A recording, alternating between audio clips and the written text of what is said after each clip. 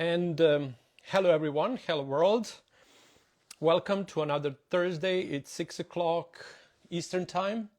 And my name is Sasha Reese, and this is another episode of the show named Everything You Wanted to Know About Dogs You Just Didn't Have Whom to Ask. And I'm very excited today because, as you see from our little ad, that I won't be talking to you alone today. And I'm very much excited to introduce our guest, Tony Nila. I guess that's a Neil. And Tony, can you request joining my live?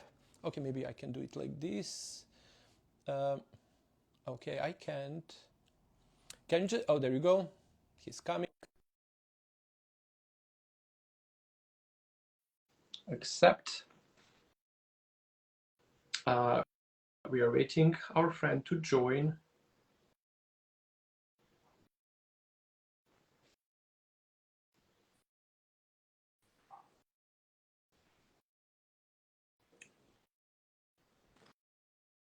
Let's try again. Accept. Unable to join. Can I just ask you to go out, come in again, and then we'll try to, I'll try to get you again, because it looks like because of no matter what reason, we are unable to connect. Leave the live and come back. Leave the live and then come back, and then go live with Sasha, or just type plus as you requested. Can you just type something in a comment like hi, and then I can call you to join the class? Yeah, Canine Cognitive is not able to. So you can just type a comment, hello, hi, or whatever. So until we do not get to connect with Tony, we're gonna try one more time. I'm gonna a little why this communication, or actually a cognitive behavior, is pretty much interests me, and why I got so much interested in Tony's work is because there you go. Hi, finally. Welcome. How's it going, Sasha? How are you? Wonderful. Thank you so much. I'm so excited to have you, and thank you so much for your time. Excited to be here with you.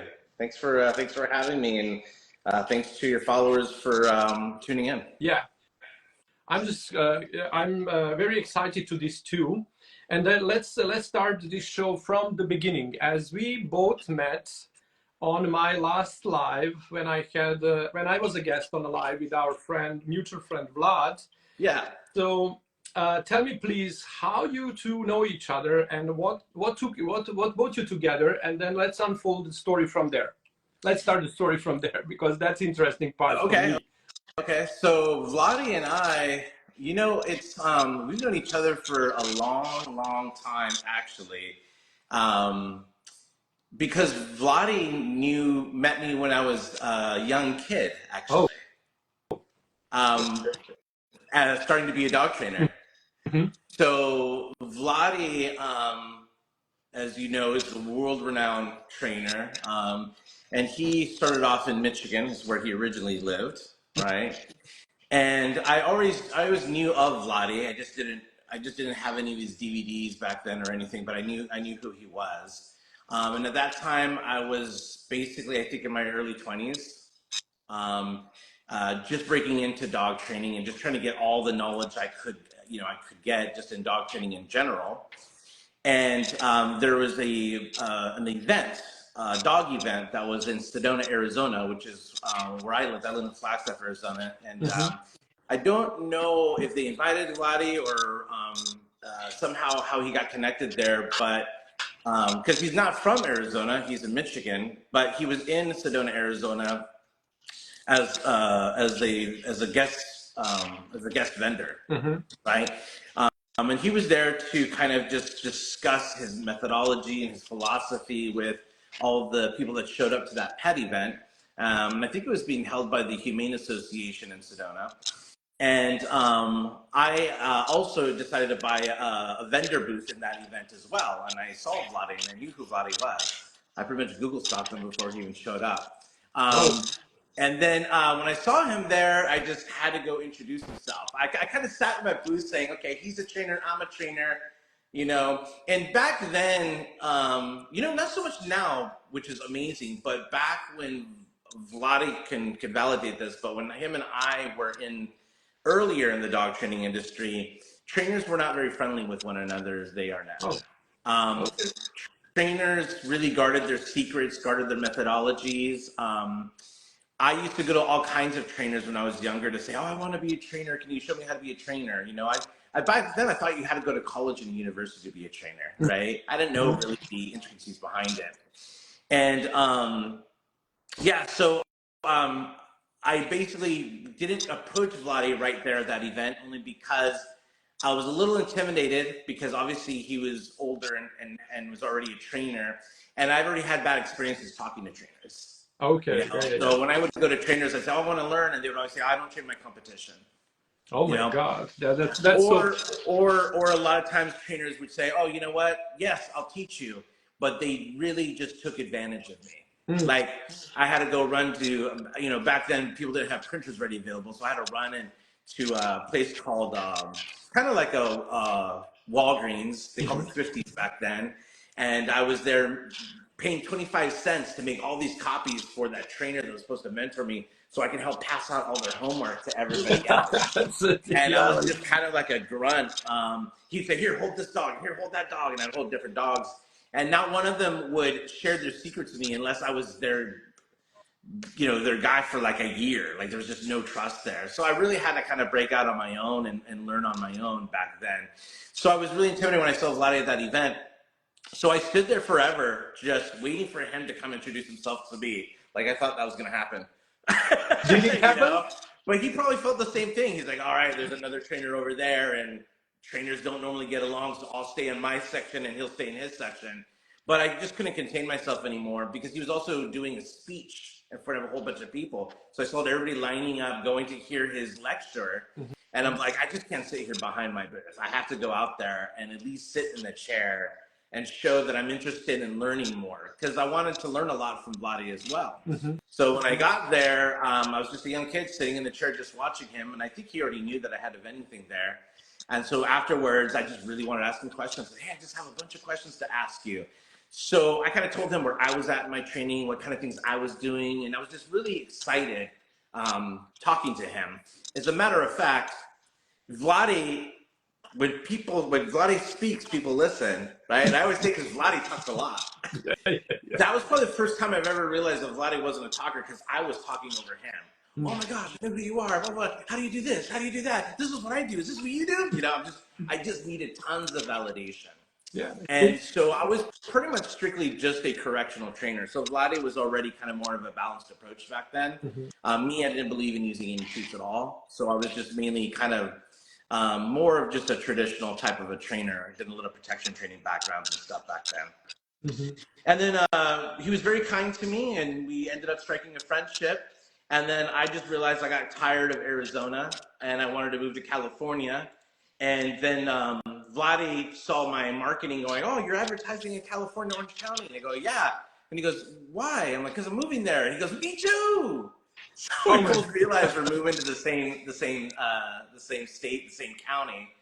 And we were just very friendly competitors at that point. And we tried to do a couple of ventures together. I think we had some ideas trying to work up something for Orange County, but they just kind of fell through. And eventually I ended up moving to North Carolina during COVID. And then as we never grew apart as friends, but we weren't really intertwined anymore once I left Orange County, but we always kind of kept in touch. Oh, that's nice. And I really thank him for opening this possibility for us to meet, because without him, there wouldn't be this friendship, I guess, or it will take some other paths for us to join. But I was, after we had an interview, I got a very kind message, a nice message from you that, you know, spiked a little more interest in your work. So I watched a lot of your videos that you're putting online, and I'm pretty eager about to understand, like, how did you navigate it from the correctional trainer that you were into such a field of, as you call it, autonomous canine. I can't even pronounce this. Autonomous. This brand of you. How you Yeah. say? Autonomous. Autonomous. Yeah, I know what it means, but it just kind of my tongue doesn't go. Yeah. Autonomous canines. Yeah. So how now from I want to be my way, I correct whatever you do. I mean, when you talk to the dogs, how the heck this shift happen from you must into do whatever you want? That is a very good question. So here's what I will say is, I've been training for 30 years now. So I'm quite evolved from that young kid that Vladi met. Are you still training? I don't train anymore, and I don't mean that I don't have clients and I don't work with dogs anymore. I'm actually just so far removed from what I used to do. It's just not considered training. Oh, so when people ask me, "Oh, do you train dogs?" I have to say yes, because that's how I get my business. I have to market, "Oh yeah, I'm a dog trainer. You need your dog trained, come to me." But once people meet me, they realize, wait, you're going to help me without training my dog. I'm like, yeah, your dog does not need training whatsoever. It's completely opposite of what he needs. As a matter of fact, training can hurt this issue more, you know? But yeah, I've been working 30 years. I'm 50 years old. When I met Vladi, like I said, I was in my early 20s. Oh. And I was mainly correctional based training for probably a good 5 or 6 years of my beginning stages of training. And then I decided to study a lot on Karen Pryor's method, so I went purely clicker training. I'm always an extremist in either direction. When I go somewhere, I go full force. Okay. So when I was a traditional trainer, I wanted to do just traditional training. All the other training methods are wrong. They're all evil. They don't know what they're talking about, right? I'm getting results, and I like the results I'm getting, and I'm not hurting the dog, and I have a great relationship. So very extremist that way. And then when I started going to clicker training, I was like, oh, I don't know, clicker training's onto something. And there's some hole in my game. I'm having some difficulty that I can't figure out how to resolve, you know, without being really rough with the dog. So then I thought, I'm just going to go purely that way.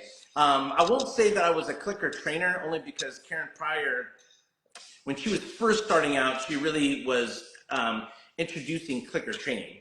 But it wasn't trademarked back then. It wasn't something that she was doing at Karen Pryor Academy. She wasn't certifying people.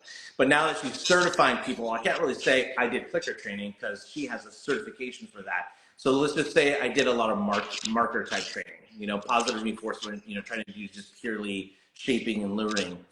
I did that for probably a good 5 or 6 years as well. And then I realized, you know what, when you're having difficulty in something, you always go back to your old stuff. It's just the way it is. Right? You go back to your basics. So when I realized clicker training wasn't working for me, and I'm not going to say not working for me because it does work. I just noticed that there's some shortcomings to it. There's some things that you really have to kind of think about and work around. And then sometimes you create issues. Then you have to figure out how to undo those issues. It's very delicate to do clicker training or strictly traditional. So then I kind of fell back on traditional, and then I became what was known a balanced trainer. But I was a balanced trainer before that was even a term. I didn't consider it a balanced training method. I just considered fusing it, and I was just going to call it my own method, like the Nila method, right? It wasn't until later in the years that people started using balanced, and then I just said, oh, yeah, I guess that's what I do too, then, because I'm kind of with both, right? Then I started realizing too, then I was having difficulty with just both of those methods. There was something I was missing, and I just couldn't point my finger at it. Because I think everybody knows that's watching, if you've worked with a dog or if you have a dog that you're having difficulty with, you tend to can't find the solution either. Like you're going with one method, you're going with one trainer, you're controlling and managing, but you're still having difficulty. And I just found that with all of my clients and people that were calling me is, I've been to this trainer, I'm still having difficulty. And where I started realizing I was having a problem was when people were coming to me from former trainers that were using the same methods I was. So I wasn't offering anything different. I was just saying, well, maybe that trainer was doing it wrong. Or maybe that trainer's timing was off, you know? There was a lot of ego in me back then as well. So I wasn't quite evolved into what I'm doing right now. And then I started getting into e-collar training, remote collar training. And I said, wow, wow, I really love this. Oh my gosh, I don't have to yank the dog. I can use just a sensitive stimulation. I can only raise the stimulation if he really needs a hardcore reminder, but other than that, it's a very good relationship. My clients just have to push a button. That's all. Push a button. What do I do if he doesn't go on the bed? Just push the button and he'll go, you know? And that became my thing. And then after a while, I realized, I don't use much of the correctional-based prong collar, slip chains. I don't use much of the clicker training anymore. And I just said, I think I'm just an e-collar trainer now. Oh, that's how you call yourself? Uh-huh. E-collar trainer? Yeah, I just said I'm just an e-collar trainer. Because I was just going through so many phases, And then I started realizing, you know what? The battery's running out of this thing. I gotta go. We're nowhere where there's that, oh my gosh, I don't think this is the right level. Oh my gosh, I don't think he feels it. And I started realizing how scared I used to become whenever I wasn't sure the collar was working right. And then I would feel my heart drop when I realized my dog wasn't coming to me with the e-collar. And then I'd be like, why am I so scared? It's because I really don't have control. Oh, it's really based on this relationship with this collar and this remote like a TV, It's nothing to do with the dog. No. You actually have a relationship with the collar, not with the dog. Exactly. So I've done a lot of research with a lot of methods, and it's not that I dabbled in each one. I was working in each method for quite some time, like anywhere between 7-8 years. Some methods only 10 years. So I wasn't just dabbling, going, does this work? And then I came up with this conclusion that I shouldn't train at all. I actually really professionally worked in each specific system for a good 10 years, and then a blend of all of them towards the tail end. Until? What was that? Until? Oh, okay. So until I moved to Northern California. So I moved to Northern California in Shasta County, and I just started realizing at that time I was getting older and I was getting more winded working with really tough dogs, and I was realizing, what's going to happen when I'm old? How am I going to work with these dogs, or how am I going to help my clients that are older? And so I kind of toned down a lot of my methods and just kind of was just more patient with dogs. I had no idea what I was doing at this point. I just realized I was just tired of doing the same old stuff. I knew they weren't going to work, and I was just trying to be patient with dogs. I guess some people might look at it as desensitization, right? I did more of that kind of stuff and just was patient until the dog was okay with something. And sometimes that would take 4 hours in one session, but I would do it. I'd be patient enough, and I'd find that it would work, and the clients were happy with it. So I ended up, but I still needed more work because I wasn't getting enough work up in that city where I was at. So I had to get some sort of a part-time job, and I worked for a veterinarian office. When I worked for a veterinarian office, I was going for an interview, and they hired me as a behaviorist, okay, which I'm a dog trainer. But behaviors and dog trainers, these are two terms that they throw around all the time that really don't ultimately have any meaning, other than, are you working with behavior or are you working with training? But when I went to go work there, I wasn't understanding the difference between what I do and what a veterinarian behaviorist does. Because a veterinarian behaviorist, what they work on is how medication alters behavior, or how can it help behavior. So I went to go apply for that job, not realizing that I'm not a veterinarian behaviorist. But I did get the job. Oh. So he liked me, and he realized that he liked my methodology, my philosophy, how I was talking. And then I realized later, oh shoot, I'm not actually a behaviorist. I'm not a veterinarian behaviorist anyway. So then he just said, no, that's fine. He says, I want somebody that does what you do. So I said, oh, okay. So I worked at this vet office for the longest time, and I even had my own little area where I could do consultations and things. And I got a lot of calls, but one particular dog steered me completely at 180. And that was when somebody had to come over and they had to spay a wolf dog.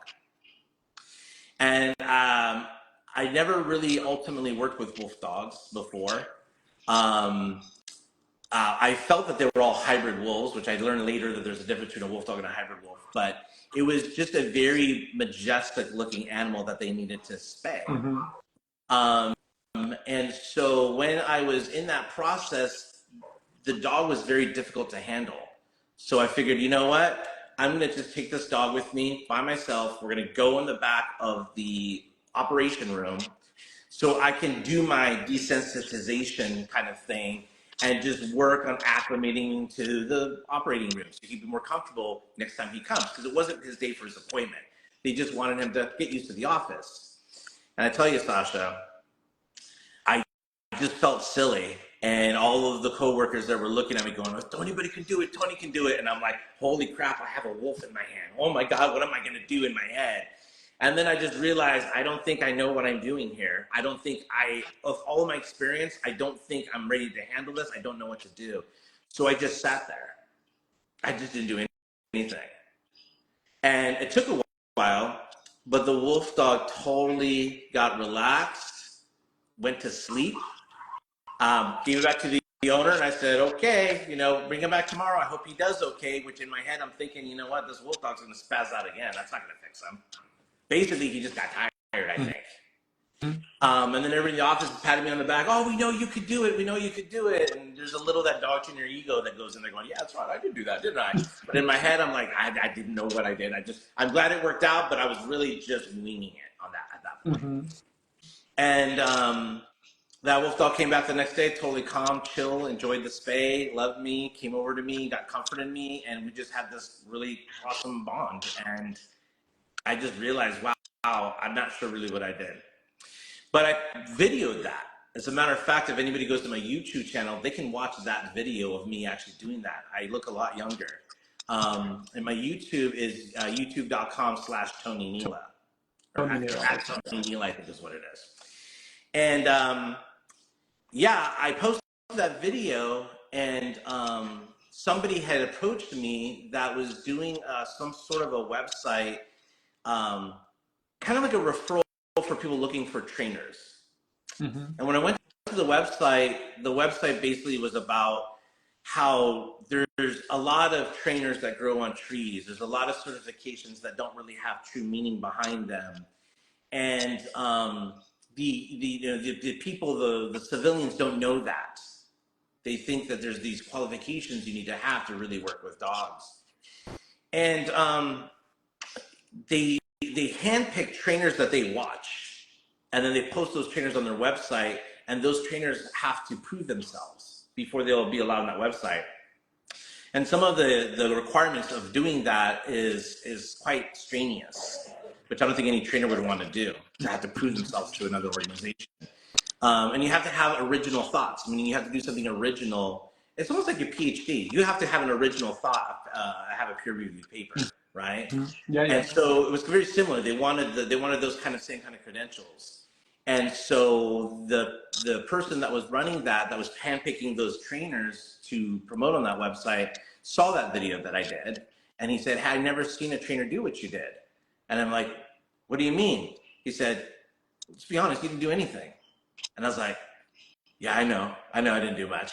I couldn't argue with him because he's an applied animal behaviorist with a PhD in comparative psychology. He's like, that kid's not doing anything, but the video's getting a lot of views, right?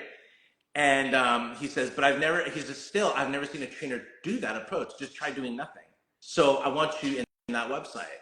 And I went, really? Oh my gosh. It was a really big honor to be on that. Well, later on, he ended up leaving that website. He was just a behaviorist that was helping that group handpick trainers. And I happened to meet him that way. But he left that website, and later on he approached me, and he wanted me to help with this program that he was doing, some sort of a center. And again, I was still quite young, and I was thinking to myself, you know what? He needs my help. He knows I'm a good trainer. So I'm going to go over there, and I'm going to tell him what we should do with the program, and I'm going to tell him how to do this, and I'm going to tell him how to do that. And I was really slapped across the head on that one when I got there, because when he came to me, he said, listen, he said, I'm going to train a whole bunch of trainers in this understanding that the dog training industry is not doing. He says, the dog industry has a really bad weakness, and I see that weakness, and nobody's going to do what I'm going to teach you. Nobody. So there will only be a handful of you out there that will know this, and I'm going to coach you in it. And I'm like, what is it? And he goes, have you ever heard of latent learning? And I said, latent learning? Never heard of latent learning before. What is it? And he goes, have you ever seen a hobo dog where the dog just knows how to cross the street, doesn't get hit by traffic, ignores other dogs, ignores people to meet with his owner across the street, and the dog's fine? Or that one guy that goes to the liquor store to go buy himself some booze and he leaves his dog outside and his dog waits patiently for his owner? And then if you go to those people and you ask them, how did you train your dog? Their response is, I never trained this dog. He's just always been that as a puppy. What? How does that even exist? That some dogs are just naturally born knowing how to be good without any training? It makes no sense to me. And he goes, yeah, he says, that's what I'm talking about. He says, but the truth is there's a scientific explanation for that.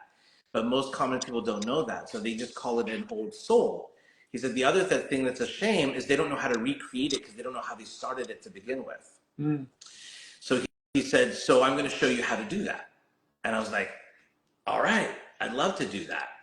And it was the most hardest thing to understand because I was training for so long, I couldn't get out of the mind of being a dog trainer. And everything he tried to teach me, I tried to explain rationally through operant conditioning, associative learning, classical conditioning. And I was one of his worst students, I'll tell you, Sasha, one of his worst students. He just couldn't get me out of that dog training mindset. How old was, how long you were in the, I just didn't catch the year, how long you were in a training business before this happened? So I was like probably 41 or 42. Okay. That's how old I was. Yeah. And how long you were already a trainer? For how long? Oh gosh, I was a trainer for 20 years at that point, I think. 20 to 23 years probably. And then how now someone that's in correctional training, court training, every possible training expert is actually mind shifting? Was it possible? Did it actually happen still? Or you are still puzzled with what you would do? Or now it's actually all, are you like all free will of the dog is? Can you get me? Because what we know the most is that leaving the strong behavior and to loyalty of ours to what we created in the past is the most difficult thing to do. And you, as you said, like I was the worst student of his. How many of you were there? How many of colleagues you had? Just a handful, like maybe, I think he was trying to shoot for 10. There's only probably 5 of us. Are you in touch with the people from that class? I don't even know who they were. Oh. Right? Because he was coaching us individually. Okay. Yeah. So now tell me now, how that come? How do you know you was like worse at his class? Like how the coaching went? Because even after all of that, him and I are still friends, and he told me that I was just the biggest pain in his ass. Yeah, usually. But he also says I'm one of his best because I've done all of the wrong things, so I have a better understanding of why he would tell me to do things a certain way, and why the argument didn't make sense to begin with, and all of the problems that I caused. He said gives you a better understanding and scope than the other students that were just so cooperative with anything he said. Because those students that just go along with that program and learn it don't know anything different. So when they get thrown curveballs, or when their client changes something that causes the dog to not do well in the program, they're not easily catched as I can catch them. I know exactly why. For example, Sasha, when you're done with the program, like when most of the clients are in this program, when they're done with it, they can tell if a dog's been trained or not just by looking at it. And they can also tell whether a dog's been e-collar trained because it just doesn't look natural. I know you know what I'm talking about, that you could see, I could tell you, Sasha, I have one of those dogs that I'm talking about that I never trained. And he's like a hobo dog and he knows how to walk with me across the street. And you can see that dog and you would tell me, Tony, you're lying. I can tell he's been trained. Yeah, right? Yeah, you can. Because what I can tell, and I'm just sorry just to jump in this little bit because I think it's very important part. All tools that are used, tools, when I say tools, I mean everything that's not, blackmailing the dogs with a treat, like conditioning reinforcement with a positive reinforcement as much as you can go. And then the question becomes like, how do we reinforce something on the dogs that actually their behavior tends to gravitate toward a certain point, because that's the way of their reacting on the environment they're placed in, right? And now I don't like how he reacts on the environment, and rather than changing the environment, I try to adapt the dog's behavior to this fakeness of the, to get a fake reaction of the dog. But that's, you can see that the dogs that are conditioned with the positive reinforcements have a different type of the behavior than the dog that are frozen in time with all tools that are used. That's what, because when the dogs are exposed to any level of the pain or uncertain feelings or something that they can recognize, they fear that environment. And then you have like how the body reacts, like physical reaction to the fear. It's a three things: run away, freeze until this thing doesn't end up, or bite or attack. So when I say like all the tools that we use in order to condition dogs are actually leaving dog in freezing mode, and you can really see how those zombie dogs are actually behaving. That, I think that's the They're easy to spot. They're easy to spot for sure. Zombie. Yeah. So let me do this for the people that are watching, because we're gonna get super technical, I can tell, and I really want to explain better what it is that I do and then what it is that we're even talking about. Because you and me, I'm sure we can go deep down the rabbit hole, but people won't be able to keep up with the conversation. Yeah. Tell me just what was the background of your teacher? Like, how did he find out of this stuff? Everything that he was teaching you. That little thing. He basically went to a university in Canada. So he's an applied animal behaviorist. He has a PhD in comparative psychology, and he's done a lot of wolf and African wild dog research. And he's worked as a consultant for zoos, but he doesn't work in the industry anymore because he's much older than I am.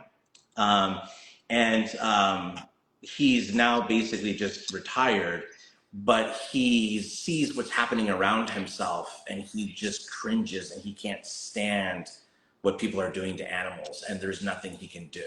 Yeah. So that's one of the reasons why he did what he did as far as just reaching out. The other thing also too is he told me that the applied animal behaviors today are not the same as when he was in it. So they also get brainwashed by the internet. He says when he was doing this, there was no internet. So they had just base facts. But now that they have the internet, he said a lot of applied animal behaviors, even with PhDs, they get pulled a bad direction as well because of just how accessible, poor, and wrong information is. But one of the first things that I do want to tell everybody, because this will be important so people can understand what it is that we do, or what I do anyway, is latent learning is a term from a scientist by the name of Edward Tolman, right? So really quickly, when Edward Tolman came out, B.F. Skinner had just proved his point on operant conditioning. He just won the Nobel Prize for it.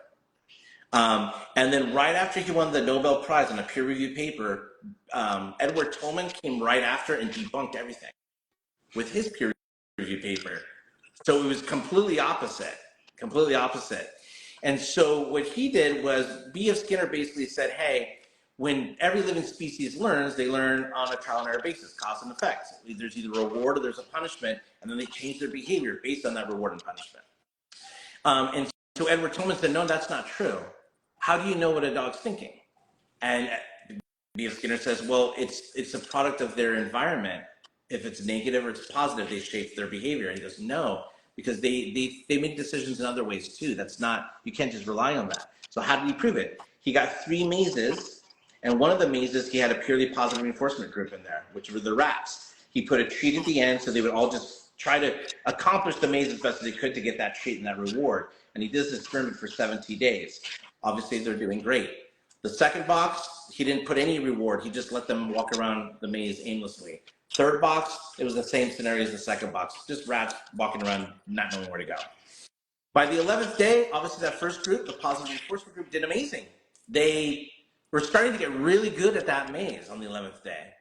Of course, the other 2 boxes, those rats are just walking around aimlessly. There is no food for them, so they don't care.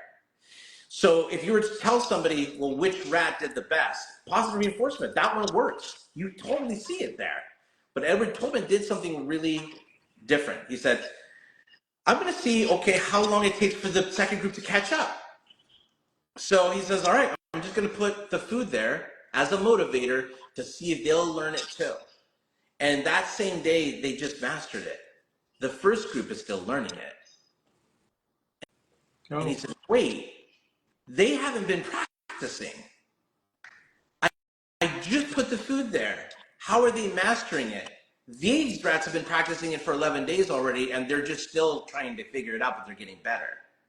And then he termed that latent learning. What happened was those rats in that second box, they weren't being manipulated.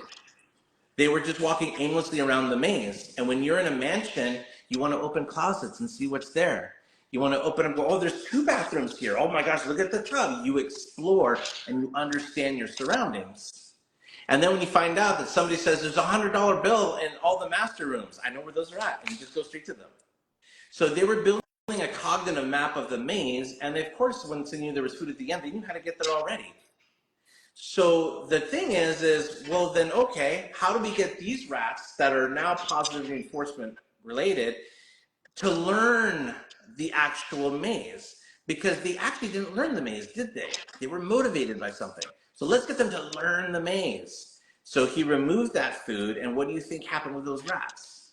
They kept going for the exit where the food used to be, so they were having a difficult time creating a cognitive awareness. They couldn't go into latent learning like the second rats.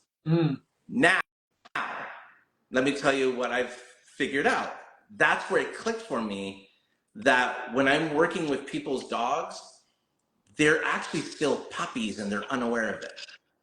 Because when you take a puppy and rather than raise it cognitively and latently, you decide to control it and manage it with food and treats and rewards and punishment, and you condition them to sit and down and come and heel. What ends up happening is you put them in a conditioned state like those rats in that lab, and then you can't keep up with it, because the thing about conditioning is it has to always be reinforced. That's why dog trainers always say, well, you can never stop practicing. Now that you've started, you got to go for the rest of this dog's life. Because if you don't reinforce, if you're not consistent, the dog's going to regress. Okay? So if you've been raising a puppy that way, and now they're 3 years old, and you don't keep up on the training, and they regress, what mind do you think they're going to have when they're not being controlled and managed? They're still 2 months old, except for they're big, and you start to see a lot of aberrant behaviors that you wouldn't want to see in a big dog. And those become those behavioral issues. So it's not just about latent learning, but it's also I'm trying to rescue dog owners, not dogs, from training their puppies too early when they should be raising their puppies and giving them experiences that teach them how to function around the world around them. And that's what latent learning is about. So that we are not talking about training, we are talking about raising. Raising. Yeah. Yeah. And now, just like how those experiments and how those latent learning conclusions out of those 2 experiments are actually applied through your job today? Well, I would say that today I honestly am free from tools, free from food, free from stress, all of my clients as well. Actually enjoying their dogs and not controlling their dogs, and not worrying about what their dog's going to do when they go to the other room, or worry how their dog's going to respond if the guy knocks the door while they're in the bathroom. It's just a feeling of relaxation to not have to train dogs. And I'm able to help more people because what I do has nothing to do with training. So the consulting I do is worldwide. It's just overall much better than training. It's just, and so what I do differently now, I guess, in more of an accurate statement, is I give them choices. I just control the environment. So I control and manage the environment just like a school teacher controls the environment for learning. I make sure that my environment is set up perfect for them to learn in. That's the first thing. A safe environment that they can learn in. And then what I do is exercises as I set up individual choices for them to make choices throughout the day. They're going to make a wrong choice or they're going to make a good choice. But the point is when they make that choice, even if it's wrong in my eyes, they're in a safe environment to learn. Nothing bad's going to happen to them. I just have to teach them that that decision was okay because they thought of it. But whatever decision they think they made, you have to live with that decision. So you're stuck in that decision. Like, let me give you an example. Yeah, that's what I was thinking. Give me an example. Let me give you an example. I have my dog in the backyard. Okay. So I feed my dog every day at 6 p.m., let's say. So every day at 6 p.m., he comes over and he comes to eat when I call him in from the backyard. And this is a scenario that probably every dog trainer can relate to. And then one day he ignored me. And I went, oh no, he ignored me. How is he going to eat? What happens if he doesn't eat? Let me call him one more time. Let me come back in 20 minutes. Then the human starts to stress and worry, right? What I would do in that case is I would just say, okay, he doesn't want to come in. That's fine. If he doesn't want to come in, that's up to him. That's his decision. Whether I think he understands or not, it's an experience for him. It's a wonderful learning experience because he's safe in the yard. And in the future, if I call him and he doesn't come to me, that's going to be a bad scenario. I'd rather have him learn it here than learn it on the beach. So I just say, fine. And I close the door and I just don't worry about that. He didn't want to eat and that's okay. And I don't worry about trying to force feed him. I don't worry about trying to convince him to come in. I don't worry about putting ketchup on it. I don't worry about zapping him with a collar because he didn't listen to me, because that would create resentment and lack of trust. I just trusted his decision. He didn't want to eat. Okay. And then I put that bowl away. And I had things that I had to do with my wife, and we had promises that we had to make because it was our anniversary, so we had to do that. At that moment, I saw that he wanted to come in all of a sudden. And I thought, I love him to death, but he knows we eat every day at 6 p.m. He knows that. And I know he's not dumb. I know he's a smart dog. But I'm going to let him in so he can eat. But unfortunately for him, I'm busy right now. I had plans, which is the whole reason why I planned 6 p.m. He never did that again, though, Sasha. So that's an example, right? He never did that again. So anytime they call and an owner calls their dog, the dog starts coming 100%. Because the dog realizes, I don't know if there's a cookie. I don't know if there's this punishment. I don't know what your plans are. But I don't want to miss out on my opportunity to either be with you, go to the park with you, or eat. I don't know what your plans are, but I trust that whatever you call me for is for a good reason. Yeah. So, and then you are calling it like a cognitive behavior therapy, right? That is how you are framing the work you do, right? Cognitive behavior therapy. I don't know what to call it. Unfortunately, It's just so different. There's very few people that do it. I like the way you teach and how you instruct your students as well. And I see some similarities in those as well. And I don't know what you call yourself, but there isn't really anything right now in our industry of which to call us. The only reason why I call it canine behavior therapy is because my mother-in-law is a marriage and family therapist, right? And she does, she has her clients go to constellations and cognitive behavior therapy for addiction and so forth. And it just dawned on me that what I'm doing is more of a form of therapy because it's not training, has nothing to do with training. But there's a lot of marriage and family therapy between the dog and the owner. The dog doesn't quite understand the owners and why the owner's panicking, why they're trying to force feed me for nothing. So it confuses them. And then the owner can't understand that dog. And the answer is not control and management, make the dog do what you want. The answer is just to understand that this is all just a learning process for him and it's okay for him to learn. Your job is to make sure that if he makes a decision, let him sit in that decision and know that he's safe so you don't have to stress about it. So that's that's kind of, when we talked after, that message we exchanged and everything, I was really intrigued and I dived a little bit deeper in everything I was able to learn about you, and you are just revealing one after the other. So you're great. You're a great guy to interview. I don't need to ask nothing. You just keep going and revealing wonderful secrets. I don't mean to overtalk. No. I wouldn't cut you off, but I'll find a way to navigate. So you're perfect. Thank you so much. Yeah. Perfect guest. What I find, very much similarity in our work, because I also try to focus on people behavior as an environment that shapes our behavior shapes dog environments, because that is what we create. That the way we set up our house, the way the tone in the house, everything that we live in, anxiety in the house, everything, the way we live is shaping the environment in which dog on which dog responds, right? Yeah. So tell me now, I'm just eager to dive in a little more deeper question. I don't know, am I typing into a trade secrets? But if you don't want to know, you don't need to tell. I don't have trade secrets. So for example, it's lonely doing this. So I need people to steal my secrets so that way they can do it too. And at least I have a family. Okay, yeah, perfect. Yeah, thank you so much, because I think like a lot of people would love to learn about that. But let's come to the point. If the dogs are coming to, and then we have a wrongdoings of the dog, kind of something that we wanna work on, like aggression or whatever. But let's focus on this extreme way of the dogs reacting on the environment. Sure. Like, and are you actually in working with the dog are you focusing on a symptom at all, or you are going around trying to build this self-confidence of the dog, that he's very welcome in the environment the way he is, after he behaves the certain way? And then because the thing you said and you typed in is a very crucial instinct of the dog, comes from the point of need to belong for the survival. And the worst thing you can punish the dog is actually to exclude them from the group.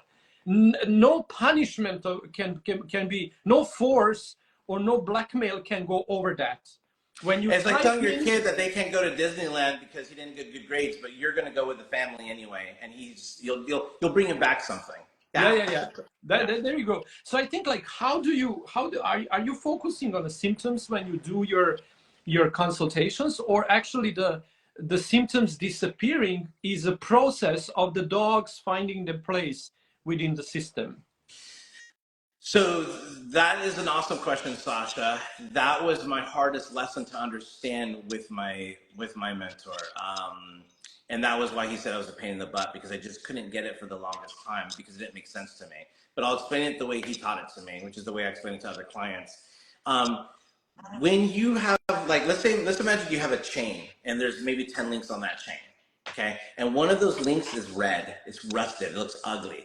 That's a behavioral issue, right? So your concept is, I need to get rid of that ugly link right there. So if I could just cut it, if I could maybe sand it, maybe I could just spray paint it back to silver. You're putting so much focus on what you're trying to get rid of and not realizing that that's not actually the problem. The problem is that what we call a twin behavior. It's a related behavior to your primary behavior, and it's being supported, and you don't realize it's being supported. If you just get rid of that twin behavior, the primary red ugly link will just fall off on its own without you even having to address it. So if you told me, if you have an aggressive dog and you know what that twin behavior is, when you solve that twin behavior, by the time you get to the aggression, they're going to tell you he's not aggressive anymore. He just changed. I had one client a long time ago that I lost because I didn't fully explain to her why we have to finish the program, and she left early. So when I was doing that program with her, she had an aggressive dog. And as we started getting closer to the stage of where we work on that, she canceled on me. And she goes, you know what, Tony? I'm sorry, but I'm going to go ahead and stop the training. And I said, oh, why? We haven't gotten to the certain stage yet. And she goes, he hasn't been aggressive for like 5 months. And I was like, oh, okay. I said, oh, okay, all right, that's perfect. The program's working properly. Yeah. And she went, what? That's not because of you. And I was like, no, you don't understand. It was because it's a twin behavior. That's why I started doing this first before we get to your aggression. And then she goes, oh, you can't take credit for that. Okay. She just didn't get it. But that was okay. I'm really happy that her dog is awesome. But so that is basically how it works when you're working with behavioral issues.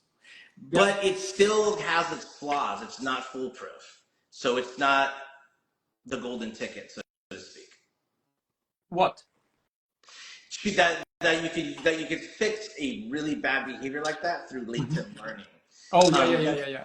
Yeah, you can do it, but There's a lot of factors. So Okay. the factors are is the human mainly.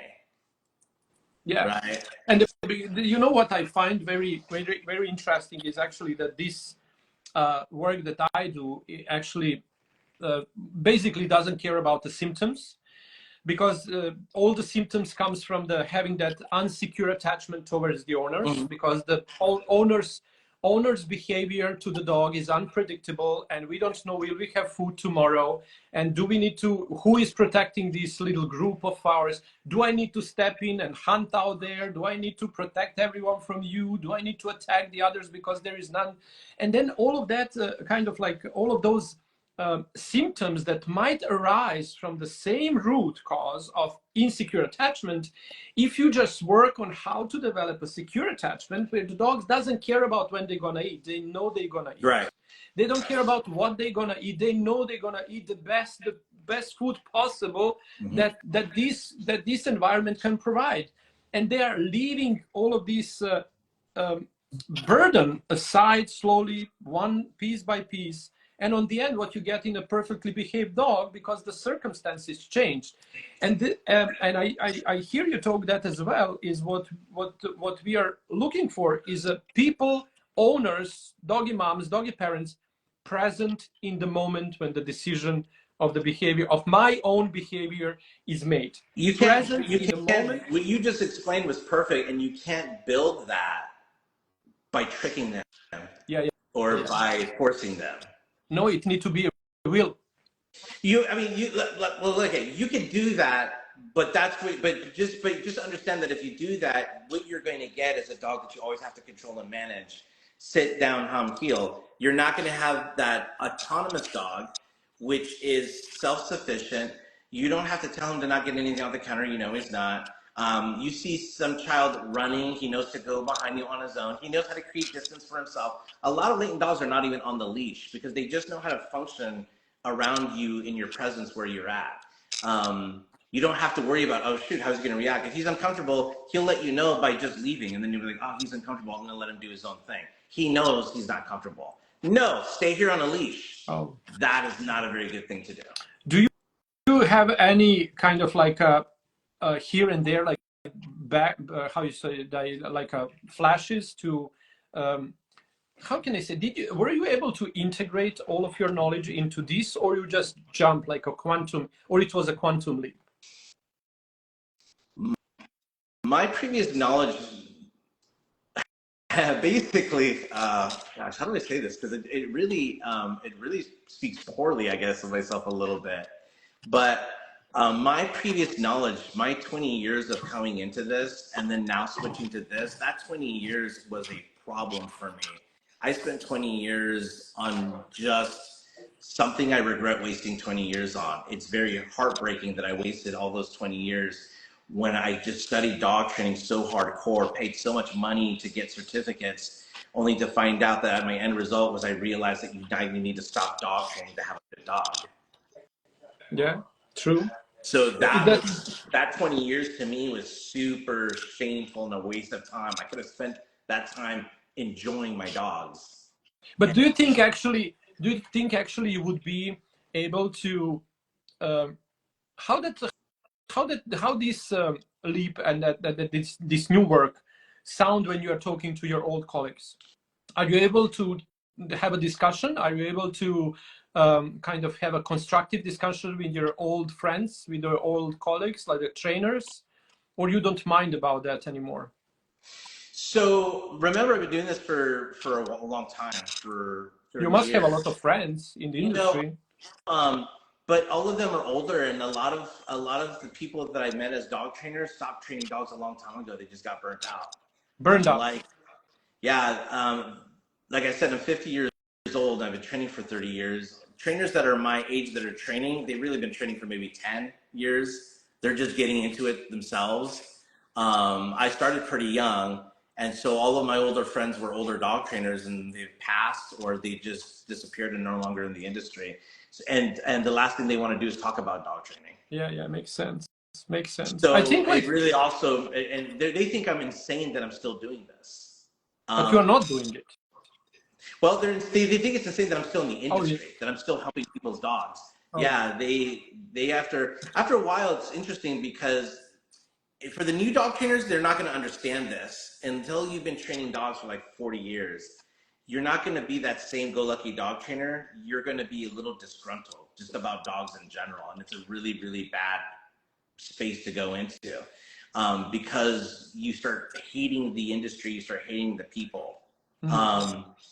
So that's kind of what happens to older dog trainers. They get super burnt out. They start to hold grudges about just, they always get pain in the butt dogs. They always get pain in the butt clients. That's what happens. There you go. And they don't even know what it's like to have a good dog anymore. So it really takes a toll on their body and their spirit. The newer dog trainers, I do talk to some, and I start sharing this knowledge with them, and they're a lot more open, except for the really hardcore, maybe protection trainers. They are generally more resistant to what I'm talking about. But regular dog trainers that just work with clients that have dog obedience problems or behavioral issues, but they're not in professional sports, those dog trainers are usually pretty open when they talk to me. Yeah, that's amazing. And now you have the Wolf dogs yourself at the moment? Oh, the wolf. Okay. Or you don't? Well, no, I have. Okay, so I own 5 wolf dogs. Oh. Yeah. So that is a super controversial breed to own, right? Okay, and that's like how can you explain like how do you get a wolf dog? What do you need to breed? Yeah, the truth is, you can get a wolf dog anywhere. They're not. There's counties and there's states where they're illegal. There's no real. They're illegal. They're illegal. It's just like pit bulls, right? But a lot of those laws are that way because they don't understand that a wolf dog is not a wolf hybrid.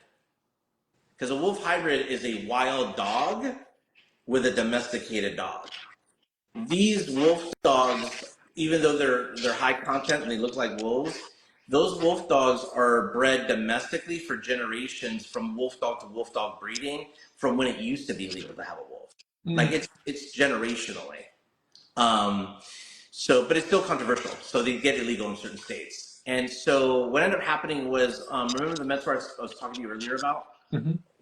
Well, since what I learned has nothing to do with training, you still have to prove yourself, which means that you have to raise a latent dog. You have to have a dog that's latent.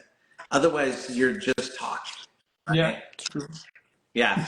And so he held the students accountable to that as well as myself.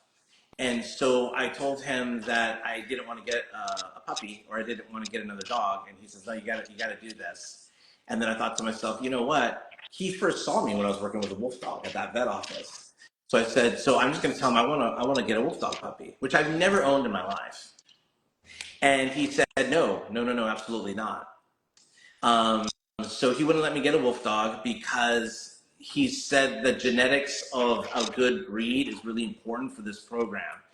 And he said, it's not that you can't work with them later on and use this program. He says, but I need you to go through the program smoothly so you can understand the reason why. I can't let you take on something that's difficult too soon. You need to know first how to function this way. Then let's talk about these hard cases. Okay. And I went opposite. So I ended up getting a wolf dog anyway. Oh, that's what I wanted to ask. How do you end up having it all? Yeah, I got a wolf dog puppy anyway. And this is going to be a crazy story, Sasha. So when I got that wolf dog puppy, the breeders that were breeding them, they asked me, have you ever owned a wolf dog before? And I said, no. And they said, okay, well, you first have to own a low content wolf dog, then a mid content, and then maybe if we like you and you look like you're taking good care of your dogs, we'll let you do a high content wolf dog. And I was like, oh man, okay. And he says, but here's the thing, you have to have an enclosure. Do you have an enclosure? And I said, do I have an enclosure? I said, well, what's that? And he says, it's going to be an 8 by 10, 6 foot gating, 2 foot lean-ins, dig guards. It's like prison, they can't get out because it's a wolf dog. And I went, oh no. And I said, well, you know what? I said, here's the deal. I'm actually a behaviorist. And I said, and I want a wolf dog because I'm doing it for my personal research with my mentor, right? I'll put in a good word for you because you want to work with a behaviorist. And I might teach you a lot of things about canine behavior. And she said, I don't care who you are. do you have an enclosure or not? You're not getting a high content wolf dog. Oh my God. And I'm like, did you make the all right, enclosure? I'll go somewhere else. So I was bouncing around, and that's how all of them are. That's the mentality. So then I started talking to one other not trainer, wolf dog breeder, and he said, well, let me ask you this. He said, okay, I respect your behaviors. Totally understand that. I would love to learn if you have anything to teach. I just want to ask you one thing. Have you ever owned a wolf dog? And I said, no. He says, then you don't know. When you own a wolf dog, you're going to tell me I was right, and you know nothing. And I was like, all right, then fine. So I built an enclosure. Oh, you did build an enclosure. Okay. So I got this high content wolf dog, Sasha, and he was a nightmare. Wouldn't come to me.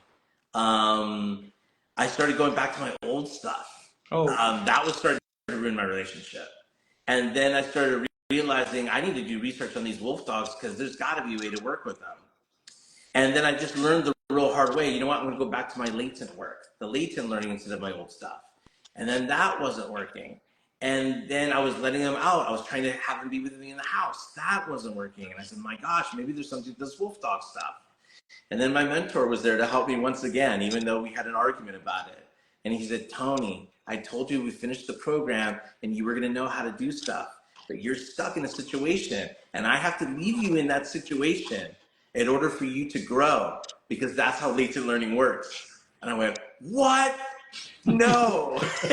And he wrote the program protocol. He says, you put yourself in this situation. It's really bad. And your responsibility is you have to help all these wolf dog people from that mistake. So I started helping the wolf dog community absolutely free as I was doing my own research with them to see how to figure out how to get them to behave better latently. And I'm really well known in that community, that wolf dog community. I've been doing that for about 8 years, just purely working with wolf dog people. And then later on, I realized that I had to leave the community because I figured out what the puzzle piece was to make all of these wolf dogs behave. As a matter of fact, mine are doing wonderful now. And the piece of the puzzle was that stupid enclosure. Oh, the enclosure. You don't ever, it didn't dawn on me, but just think of it this way. When somebody says, my dog doesn't need exercise because he has a backyard, that's not the key. They're going to go insane in that backyard, right? Because you keep them there. They're isolated. You don't go hiking with them. You don't go walking with them. You don't do stuff with them. And they're going to go crazy too. And it was just such a simple solution that my mentor just had to let me go through and just realize how stupid the enclosure solution was. Get rid of the enclosure and you'll have your wolf dogs that are just latent. And so again, that's the human mind that feels that it has to control something, which is completely opposite of what we're supposed to be doing. And that was a really hardcore lesson for me to learn.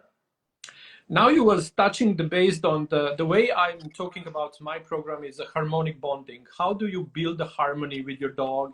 And then you have layers of the orders of harmony, what I lately found, because I was, as you know, I was very much involved in the family constellation therapy, becoming a therapist myself. I saw the pattern in how the dogs take responsibility, representation for the certain things in order to provide a survival to the system they come into. But interaction in between the dogs, in between human and dogs, if based on the human relationship system rules, doesn't bring a good results. And then you just said it perfectly, and I just want to say just a little one sentence on that. That as we have rules and orders of love, I created rules and orders of harmony. And in order for us to develop a harmony with our dogs using the system, whichever, I think we are so much alike in what we do to the dog, to the owners and environment in which dog lives, no matter of which breed and race and whatever you want to call them. The orders of harmony goes like this. First is respect. Respect of the different species with its own rules, with its own hierarchy of the system of the needs that the humans as a top of the pyramid at the moment, the world we know, must respect. And actually the must respects we have a responsibility to respect the differences. So we need to respect the different species for what they are. And we need to take a responsibility to act accordingly to that respect. And all of that blends into the third premise of the orders of harmony, which is dignity. I need to provide this animal with a dignified life and the place for the and the environment for the dignified death at the moment when it comes. Mm-hmm. Providing these three things creates a perfect place for the harmony to be established in between us and anything that's not a human-like creature of this planet, right? And you was wonderfully opened this little, stage for me to lay up the harmonic bonding and the orders of harmony in which we can create a wonderful environment. And respect of the animal comes from understanding the needs of animal without humanization, without putting human traits on them, applying. We can still call them furry babies and be their doggy moms and parents, but if I want my baby to grow into independent, wonderful creature, I need to observe in order to see what my baby really wants from me, where to move around to provide an inspired behavior as an outcome of our relationship. And in that sense, I think we both grow. We both grow. I grow as an owner or as a parent, and my baby grows as an independent, can you spell it again? Autonomous? Autonomous. Yeah, autonomous. No, I just can't pronounce autonomous. Yeah. I didn't have time for practice that word, and I keep trying. I'm sorry. So autonomous creature that have a choice. Mm-hmm. And our relationship based on trust and mutual respect is a choice. So he's not forced, blackmailed, or punished to love me. He chooses that by force and by will. And then one last question I would love to ask you, and I would go with you forever. Yeah, you and me, man, we're vibing right now. I like it so much. Thank you. Yep. The last question I want to ask you is this genetic inheritance. Because in my work, I found actually that breed itself is a talent that might be used and doesn't need to be used. If the environment is right to talent to express themselves, they're going to express themselves. But if the environment is not right for the talents we own to express, we won't express themselves. And stigmatizing the breeds because they are breeds, call this banning of the wolf dog and banning of the pit bulls and banning of the breeds of the dogs just because they happen to be owned by the people that doesn't understand how to react with those animals right way. So what do you think actually is a place there? Is a place there for calling that the dogs would behave? The instincts are coming out from their breed, inherent characteristics, or the breed will the breed characteristic and traits will always be overwritten by the environment those traits need to be adapted to. So with those kind of cases, the way I understand them to me is that the dog has experienced trauma, right? And it becomes a very scary, kind of almost abusive relationship because it creates trauma with the human as well. So they both start sharing this trauma. And what ends up happening is it becomes like an abusive relationship. Like, I'll give you an example. A woman had spoken to me on a consultation and she said, Tony, I said, tell me your story. She says, I have a great dog. He's really good. He doesn't pull. He's great with kids. He's an amazing dog. He sleeps with me in the bed. The only thing is, if he sees another dog, he'll turn around and he'll bite me. And I've needed stitches from that. But other than that, he's a great dog. Other than that. And I was like, wow. I was like, okay. I'm like, but let's be truthful here. You don't trust him. You're changing things in the house. And she's like, oh yeah, because I can't trust him. So we're building all of this distrust and we're not dealing with this trauma. And I said, but you're also talking like you're in an abusive relationship. Just replace that word with my husband. My husband takes the kids to school. He earns a job. He's doing amazing. He cuddles with me in bed. He just sometimes hits me. But other than that, he's great. He's great. No, that's not, your dog is your family. It's not supposed to be doing that, right? So they're having trauma. And so rebuilding that relationship, that trust helps from that trauma. I don't believe it's genetic. But here's what I will tell you, which is probably, I don't know if you would agree or not. It'd be amazing to hear your opinion on it. But I do believe that that DNA does carry like a recording of memories of experiences, right? That should be how people just evolve, right? So I feel that if that dog has trauma and you breed that dog, that trauma can carry over to the puppies, right? But it still has to be repaired the same way, which is basically you need to help it break that cycle, whether it's emotional trauma or I like to say ancestral trauma, that you have to change its opinion or its perception of how the world works. But also it can be done by environment the dog is raised in. Oh yeah, I mean like having couches pushed up to your window that oversees the yard and cars and everything creates territorial aggression. So, you know, and again, that's one of those things that it doesn't take a lot to fix. Basically, if your dog has territorial aggression, as an example, stop putting your couch right next to the window. For one, there you go. Right? And again, like in order for traits and DNA to be expressed, the environment is needed. Yeah, I believe because, that. Because you know, it doesn't matter like which kind of genes we have projected within and which kind of trait. And also you're right, because there is an entire field of genetic that you know, deals with the epigenetic. It kind of doesn't carry any other informations rather than emotions. Yeah. Right? And those emotions are usually that are carried forward are the traumas, because that means that once we find ourselves again in a similar situation, this is what we do. In order to prevent that from happening, this is what we are carrying forward. But they wouldn't express themselves if the environment wouldn't be inviting those traits. Right? Makes sense? Yeah, absolutely. Yeah. So yeah.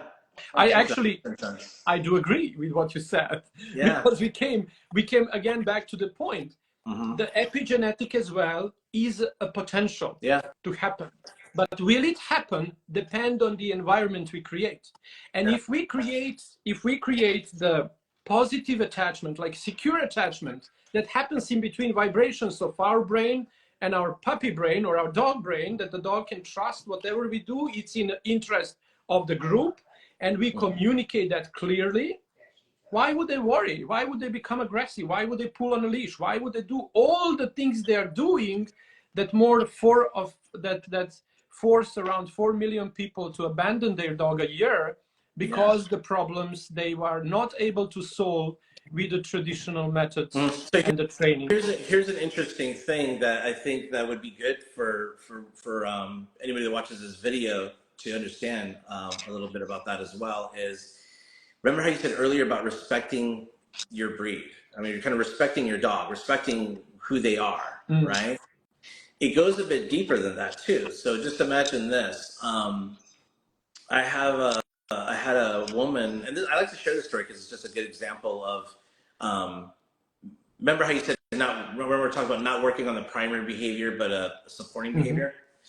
So this woman, her pit bull attacked her neighbor's cat, but they actually get along with the cat, to be honest. They're really good with the cat.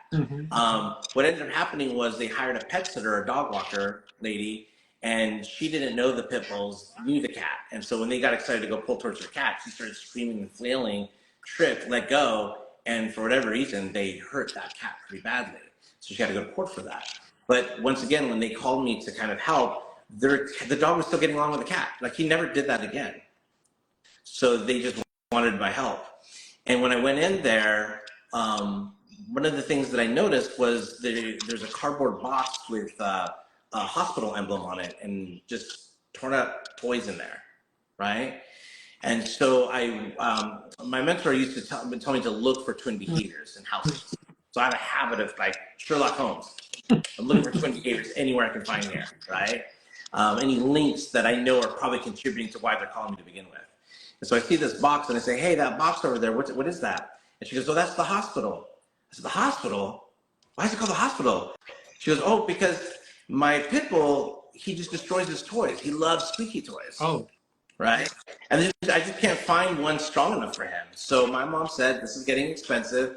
Put all of them in this box, and then she'll take them home. And she has a sewing machine, so she buys new stuffing and new squeakers on Amazon. She repairs them, brings them back. They came back from the hospital, and I started laughing. I said, "Oh my gosh, that's such a cool thing to do and think about, because toys are so expensive." Hospital, But it said, yeah. we have a problem. And she goes, well, what's the problem? I said, that's why your pit bull was reacting that way with the cat. And she goes, what do you mean? He's fine with the cat. It's just the squeakers, and he's not aggressive with them. I said, no, you don't understand. It's a pit bull terrier.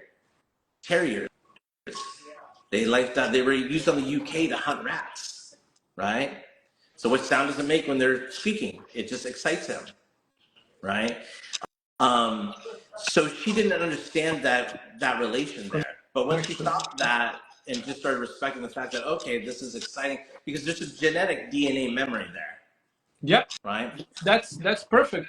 And I think Yeah. like that's very important thing that But here's we here's the interesting thing. and then how did you fix the problem? Like you told them get rid of the hospital? Well, I'll get rid of the hospital for one, but the other thing also of that is that there is a instinct, a much more stronger DNA genetic code that will override that prey drive. And it's how they became domesticated to begin with. As they stopped chasing things and they started being with us to just understand we're the ones providing the food, right? Yeah. Or try to get that genetic code to think opposite of what that is. So your bond, remember how you said that they just want to be with you? Mm-hmm. That they just want to be with you. They just want to be a part of your life. For you to say you can't come or you need to be in the backyard, that is hard on them, okay? For those people that say, no, my dog would love it, he loves the backyard, that's true, but you're not waiting long enough. Wait long enough to see, hey, I want to come back in, and that's what I'm talking about. That's because at the end of all that chaos he had in his head, the end result is I want to be with you. Yeah. And if they can't And that's be with you, it gets really upsetting. So in that instance, we had to work on that perception because her dog didn't have that perception of her. Right. So yeah, that's amazing. And I think that's the way to go. And I think like we are on the edge of very big shift, and we need to keep doing things that to inspire others to embark the journey, because I was there. I can't say I was ashamed too, because I was a show dog handler with all of show dog traits, right? yeah. But and secrets and everything. But then now I'm very big advocate about like, okay, this is what we really do to the dogs, and this is, if we want to have show for the beauty, we should consider competing in one ourselves, not taking dogs to do so. Yeah. We have much bigger pleasure and love and growth hidden in that relationship than the ribbons of any kind. So what are some examples of remember how you were talking about the relationship, how you build a relationship with your dog and you have these set rules, like what are some of the details of those rules with you, like with how you help the client's dogs grow a stronger bond with them? So we just actually, what I try to do with them is I try to awaken those traits, as you say, override all the behavior issues that we have back with the instinctual survival ones. The food, the pack, like the group, like reuniting, the way we go out from the home and the way we come back, the way we treat, the way we feed our dogs, the way we take them to the walk, and the way we play with them. Okay. So all 4 of these traits, if we interact with the dogs, it will bring out all the hidden dynamic of the primordial instinct that will override every single behavior. And that's why in my classes, what I try to teach people is how to communicate these 4 traits through the ritual. So I call it ritual because everything needs to be precisely communicated. The way you stay, your eye contact, your calmness, the way you perform, where you and that to create the environment in which the dog does exactly what you talk about. Willingly choose us as a leader because we are the most trusted provider and protector in the group that they are placed at. And that dog want to be by your side wherever you go, whenever you invite them to come with you, either with you or without you. Yeah. So I don't take some time to for example to solve the leash pulling. We don't focus on the leash pulling at all. We stop going to walks. We start implementing the rituals, because all what the dog wants from us is to interact in their cage. So where the interaction, the best interaction with the dog happens is within the cave. There we build a bond, not on the highways, not on a street, not in a supermarket, not everywhere where the dogs would just be distracted, and we don't they can be forced to behave either there, but we won't be able to develop the bond. So, and once you have that secure attachment, because that's interesting. I was maybe lately in my research came towards a very, very interesting phenomena in the nature called neoteny. I don't know, do you know about that? Yeah. It's very important to understand that the dogs are wolf today, but they're not wolf, they're wolf puppies. No matter how old they are, they remain wolf puppies. And the wolf puppies need their parents for survival. So the parents, what actually happened in that evolution chain, it's not the wolf puppies were actually kind of like traded their wolf parents for the human parents. And that's where the entanglements, emotional entanglements might happen with the humans, because the humans are the parents of the dogs, but the dogs are not babies of the people. So what's really cool and interesting about that is kind of how in latent learning, what we teach is that the wolf, because I've worked with wolves, like and wolf dogs. The wolf? Yeah, high content, not a wild one, but I've worked with high content from a puppy up, right? From a puppy up until it got older. And that evolution that you're talking about, the neoteny, I feel that when we do latent learning, we're so focused more on that genetic code that it's just strong, and that's that bond still that I'm telling you about. So it's I just I'm starting to like ramble on, so I don't really know what I'm going to say anymore. But I feel that it's I feel that even any canid, like not even through just evolution, that's the strongest. That bond goes so genetically. If you go into research with canines and canids, they're pack animals. That is the strongest evolutionary bond they have, and so it trumps prey drive. Yeah, it does. It trumps a lot of stuff. So if you could focus on that bond, you're like you said, you don't have a pulling issue. Yeah, you don't have any issue because they don't want to leave you. They're not going anywhere. Yeah. Right. They're not going anywhere. They just want to be by your side. So you can use that bond. You can use that bond but I'm telling you, it's such a strong genetic code. I feel even you could do it with a coyote. And people have. Because that's why I think that's why the canine species were able to develop, especially the wolves were able to develop such a strong bond with the humans, because deep within our system, the humans are also a pack orientated animal. Yeah.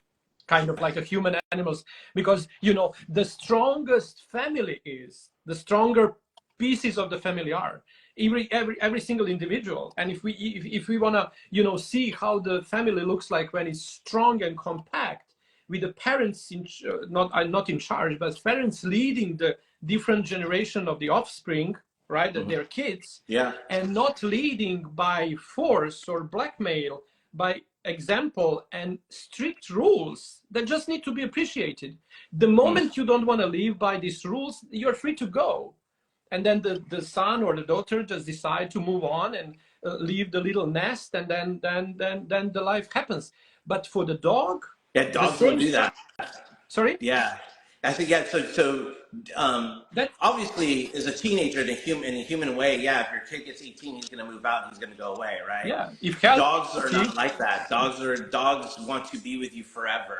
That's why I think that neoteny has a significant role in it, because all the puppy traits, no matter for how long the dogs are, they always need a humans, because they're lacking parents. And that's why they were able to blend, and we feel them as a family because they are our family. They're missing their the wolf parents. They're missing, they traded wolf alphas and wolf parents for humans. And now here we are with all of these different breeds that look differently, and the Chihuahua and the wolf dogs and everything else that you think has different instincts based on the breed. That's nothing to do, as you said, the primordial instinct is the survival of the group. And that, because if the group is strong and safe, every member of the group is strong and safe. And the only way to ensure the safety of the group is to clearly communicate. Yeah, you reworded it that beautifully. That's perfect. That's exactly what I agree with. What I'm trying to say. Thank you so much. Yeah. Oh my God, Tony, it was a wonderful. You gave me a couple of times the goosebumps. I really enjoyed this, and I hope like everyone that's gonna watch the recordings and this that we're gonna post across the social media would enjoy as well. And I was really, really, really passionately happy that out there are more people thinking out from There's the box. very few of you and me. I'm just telling you. So basically, you said that I don't know the 5 that were being trained the way that I was learning, but I found you thanks to Vladi. There you go. Thank you, Vladi, for that.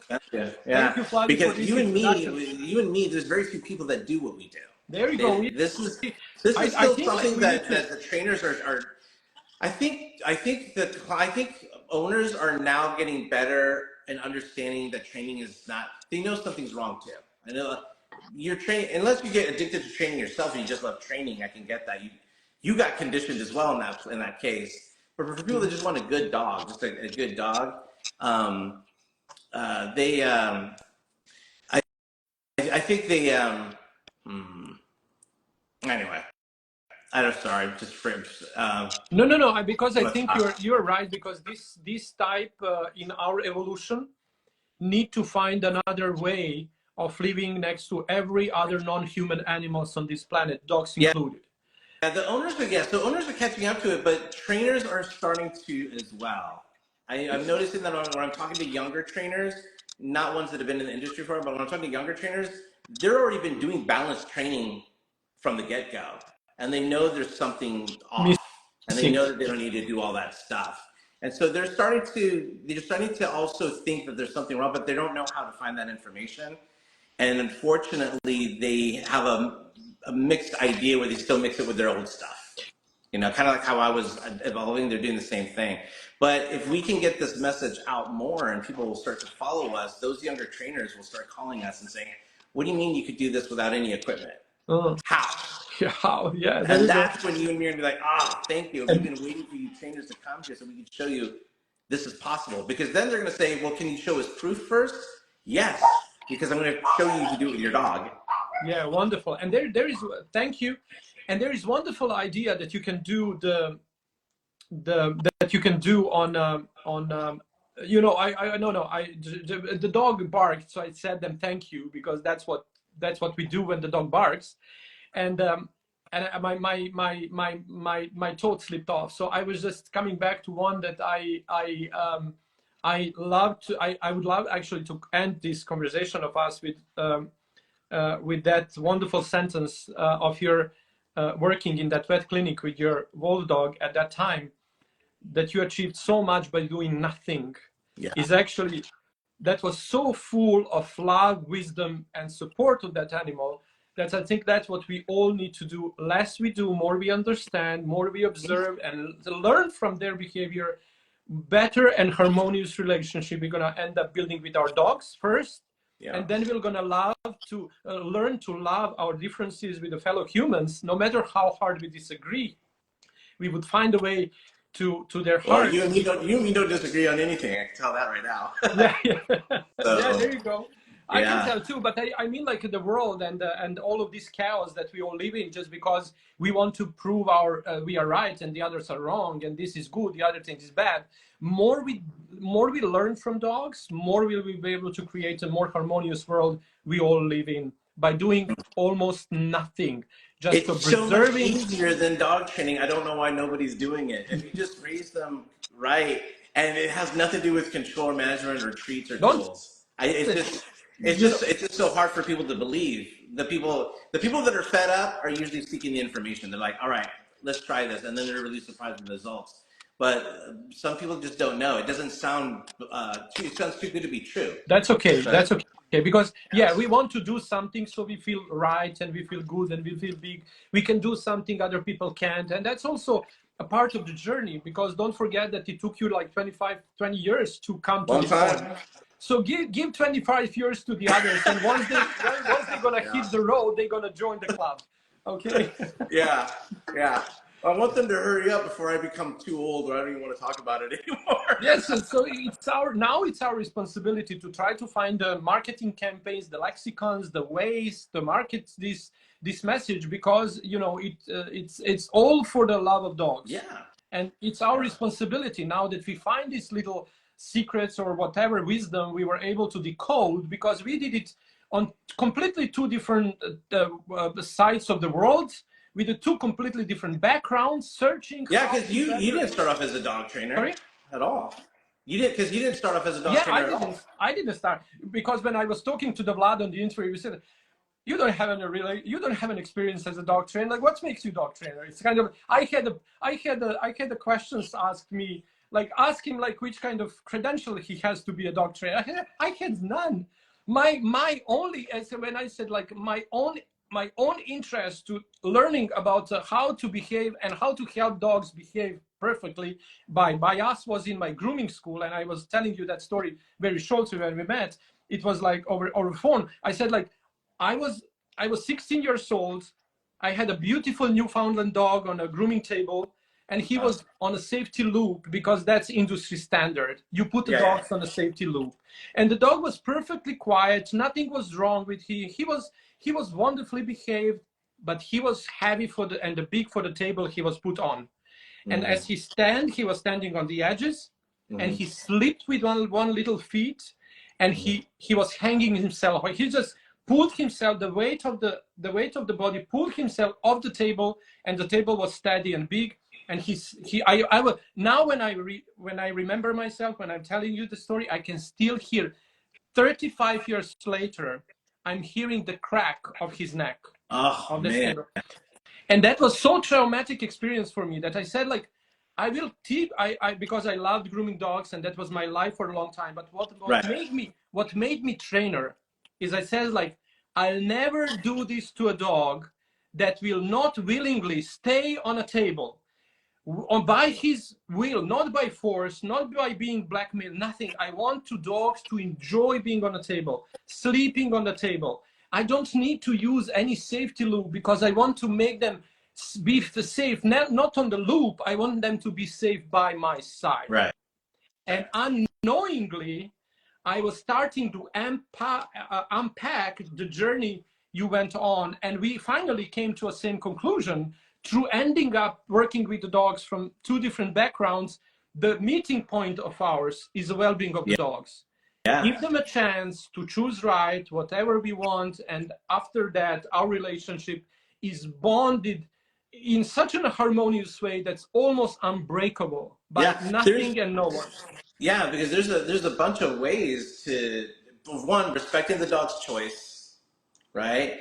And the way, I don't know how you would approach it, but you can build that bond with the dog doing other obstacles. Yeah. And then later go back to that, and all of a sudden you realize the dog doesn't care that it's up there. Yeah, there you go. Yeah, that's exactly. And also, I was using this, like, I would love dog to give me, their pets, so I can just cut their nails. And they would do nothing. They were like sleeping there. I would cut their nails. And now I have the courses, like, how do you teach your dog to enjoy brush? Because it's not the same if the dog is letting you do the nails or if he really enjoys it. Because on the certain level, the dog during those treatments, what I was only interested in, like having dogs enjoy grooming process, enjoy being brushed and dried, because when they start enjoying it, they're not enjoying it just because they love it. It changes entire physiology, because the joy to be felt, you need to release endorphins, like oxytocins, like or serotonins, all beautiful hormones that are healing the body no matter what happens to it. If they release everything, the body is full, the cortisol, the cortisol again changes the physiology on the body of the other side. So in order for me to make my living as a highly top paid like a show dog handler, I wanted my dog to love doing things for me, choose to perform the way I wanted them to do, without being forced. Yeah. So they did everything, and that's amazing. And did you use treats? You didn't use treats either, right? No, I didn't use. I didn't use nothing. Yeah, exactly. Yeah. No, they were there in the ring because I was, grooming them, preparing them wonderfully. They were in the ring. They were the joy of them being seen to do for me something that other dogs with the food and with the choking and everything were not doing for their handlers was something that was creating. I was handling one of the top dogs in the world. Like some of them, the careers of those dogs were costing a couple of millions of dollars to maintain over the year. Do you still have Newfoundlands? Sorry? Do you still have Newfoundlands? Do I still have that dog? That breed? No. I always worked that for the clients. Oh. I always had a pet dog, something that were like, my dog for a home, but I always lived with a client's dog. And that relationship I had with them always was built on respect. And that's why I was only have one client. I never had I was, booked for the year, but it was only one client, and, we were winning left and right. Your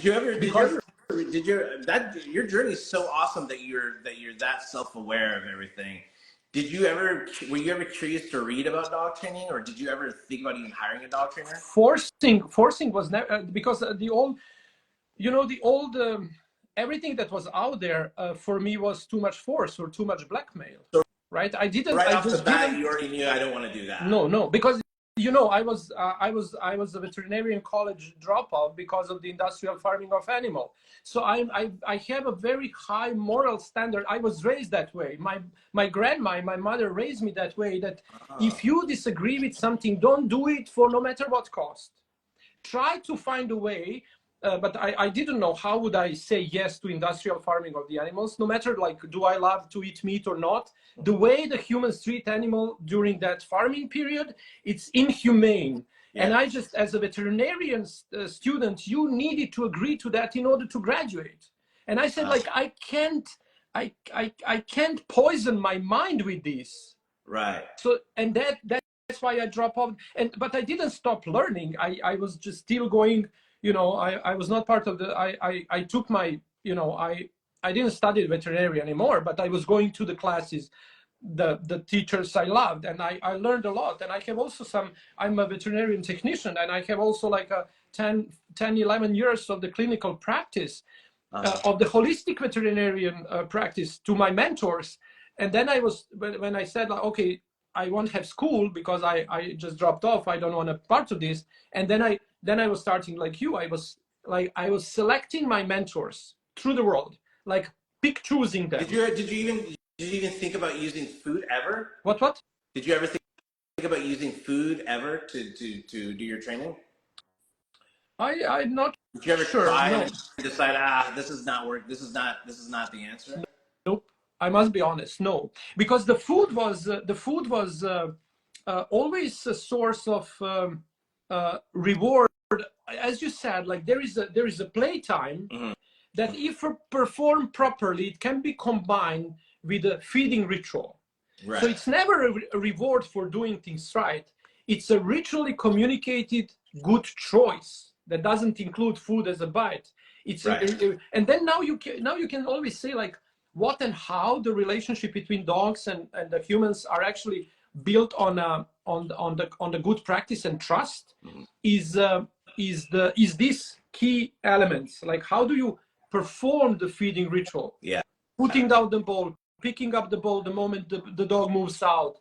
Even if you need to incorporate somehow the chewing of something before you put the dog. So you put him in the really memory of the ancestral memory of the leader eats first and we get leftovers, what's out there. So when I sometimes have a stubborn dog, I would add a piece of grape or chocolate or the apple before I put him a bowl of his own down to the floor, signaling the ritual. you know, releasing my hormones. So the dog actually thinks that he's eating my leftovers because this is a deer that we just hunted down.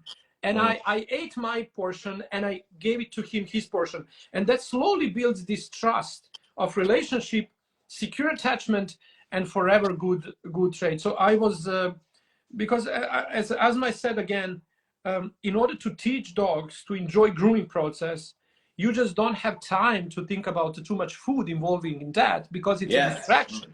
Yeah. It's a distraction. So it's kind of like putting dogs to the you don't want them to be distracted while you do something. You want the dog to be self-aware and okay, right? Because as soon as they're distracted by food, they're not getting over the process still. Yeah, so they're just distracted.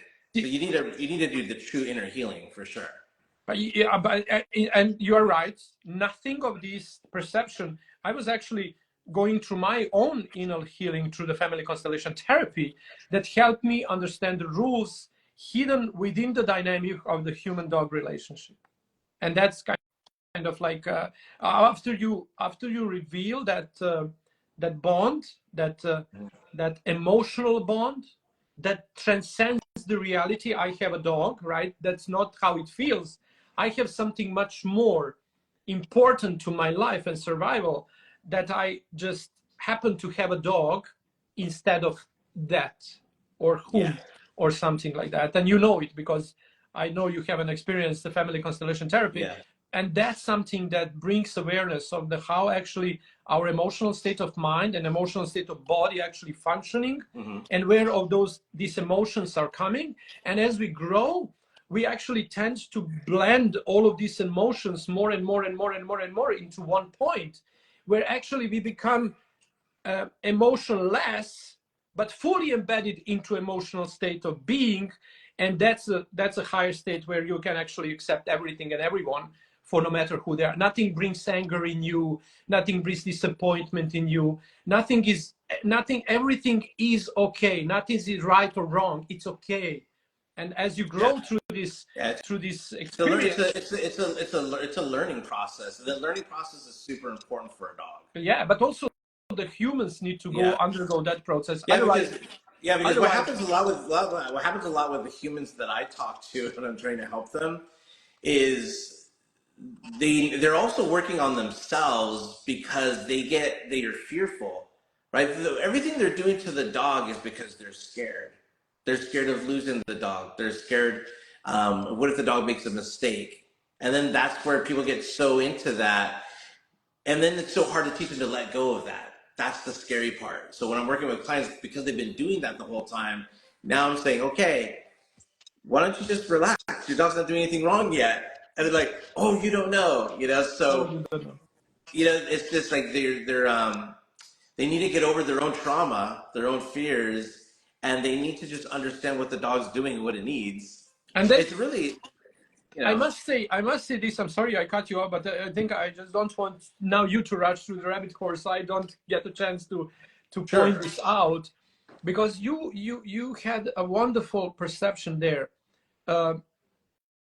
If the dog needs to trust owner and completely surrender, because the owner is now in charge of this group and survival, and all the primordial instinct are awakened, and the dog is really responding perfectly to the owner.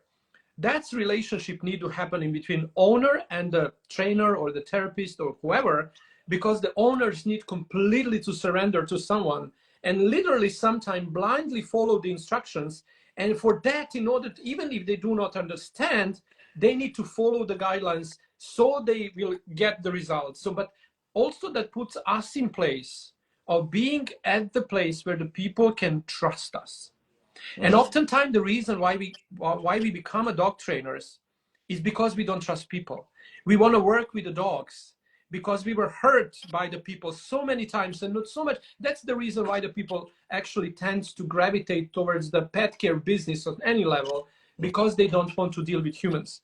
An average trainer that never was thinking about his experience, his childhood, relationship with the father especially, because that toughness of the today training comes pretty much in the family constellation therapy and the entanglements to the relationship of the father. And if you have such an authoritative figure of the father, or actually missing figure of the father, the tendency of you becoming a strong trainer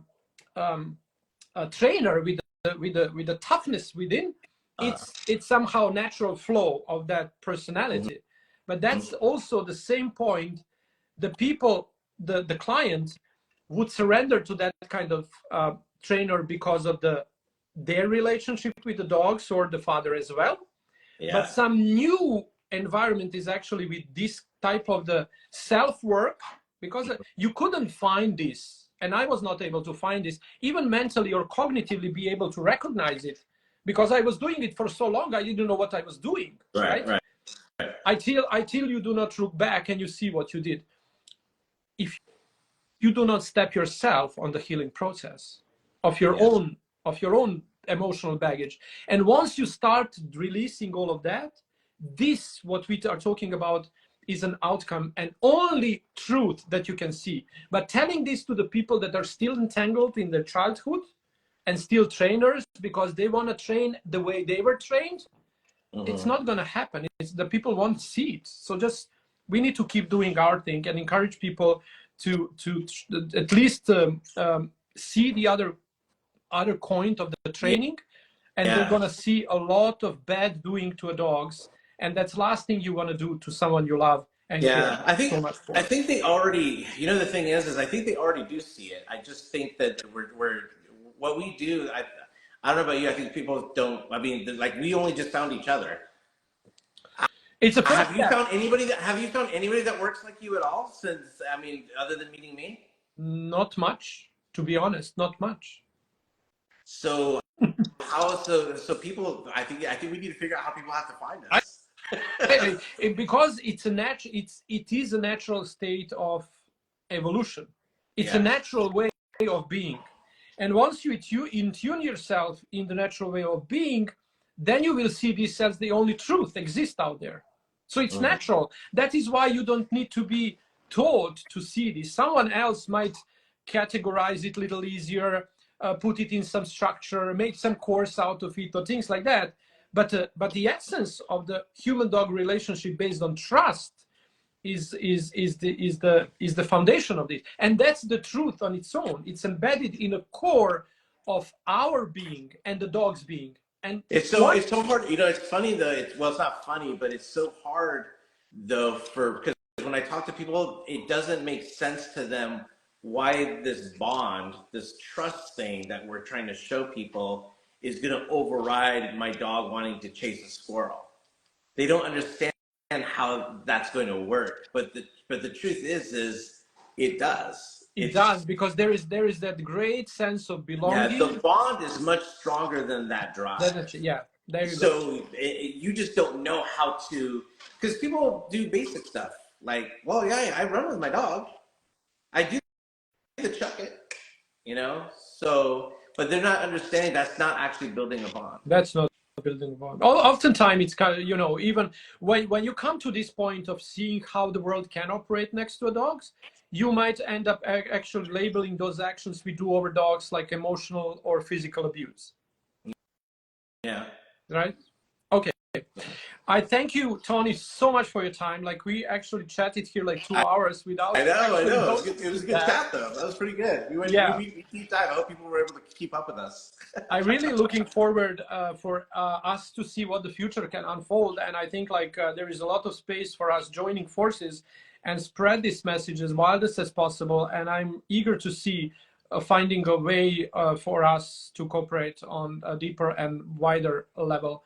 Well, you know, we definitely have to have this continue. We should really co-host. Yeah. I don't know, cool. But we this because we could talk forever. I know because I think like we touched a lot of bases. Now we have like we were talking generals. Maybe if we would kind of consider coming up with the topics for the certain episode that we, you know, certain topics that we might discuss. Just give our take on that specific topic. Or something. That would be super fun. Okay, let's see. All right. Thank you, Tony, so much. It was great. Thanks again for having me. No, it was a very big pleasure for me and the people going to watch this. Thank you so much. And bye, everyone. See you next Thursday. Yeah, thanks for coming up, everybody.